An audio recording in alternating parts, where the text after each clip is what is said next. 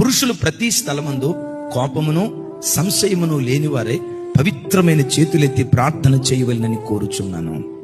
పురుషుడు ఏ స్థలంలో ప్రార్థన చేయటానికైనా సిగ్గుపడని వాడిగా ఉండాలి. ప్రతి స్థలమందు బ్రదర్ చర్చిలో ప్రార్థన చేసావు, ఫర్ ఎగ్జాంపుల్ ఫంక్షన్ హాల్లో మెయిన్ రోడ్డు మీద బ్రదర్ ఒక చిన్న ప్రార్థన చేయండి అని అన్నాం అనుకోండి, కొంతమంది ఏమంటారు తెలుసా, నేను కాదన్నా సిస్టర్ బాగా ప్రార్థన చేస్తుందన్నా అంటే ఇప్పుడు అక్కడికి సిస్టర్ గారిని తీసుకురావాలా? ఏ ఇంటిలో పురుషుడు ప్రార్థనా పరుడుగా ఉంటాడో మీరు వినండి, ఆ ఇల్లు కట్టబడే విధానమే ప్రత్యేకంగా ఉంటుంది. అట్లాగని స్త్రీకి ప్రార్థన అవసరం లేదని కాదు. సహజంగా స్వభావ సిద్ధంగా 90% స్త్రీలకు ప్రార్థన మనసు తెలియకుండా గుండెల్లో దేవుడు అంటే ఒక పిచ్చి ప్రేమ ఉంటుంది. ఆ ప్రేమ లేని యజబేలు కొంతమంది ఉంటారు, అది వేరే సంగతి.